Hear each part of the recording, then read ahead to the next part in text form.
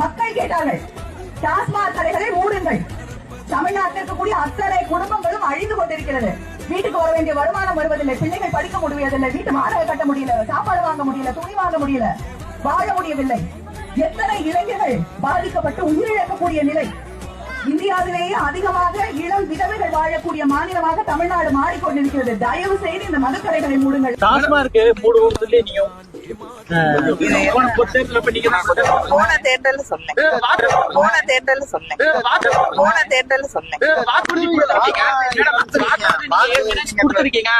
யாரும்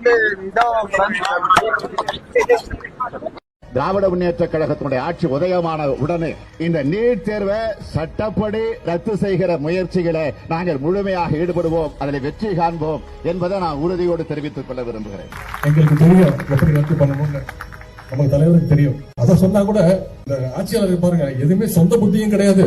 நம்ம கிட்ட கேட்கறாங்க, அதை எப்படி பண்ண சொல்லுங்க, அந்த ரகசியத்தை சொல்லுங்க. ஒரே ஒரு ரகசியம் தான், அந்த ரகசியத்தை நான் இப்ப சொல்லிடுறேன். கொஞ்சமாச்சு வெக்கம், மானம், சூடு, சொரணை, மாணவர்கள் மீது ஒரு நம்பிக்கை, மக்கள் நல்லா இருக்கணும், தமிழக மக்களோட உரிமைகள் பறிபோக கூடாது அப்படின்னு நினைச்சா மட்டும்தான் போதும். அது நம்முடைய தலைவர், அந்த ஆளுமை திறன் நம்முடைய தலைவர் தான் இருக்கு. உங்களை ஓட விரட்டுவோமே தவிர இங்க நீட் நடக்காது. தேர்வுல விளக்க பெற முடியலன்னா இன்னும் மாணவன் எழுதுறதுக்கு காப்பி அடிக்கிறனால விடுவோமா?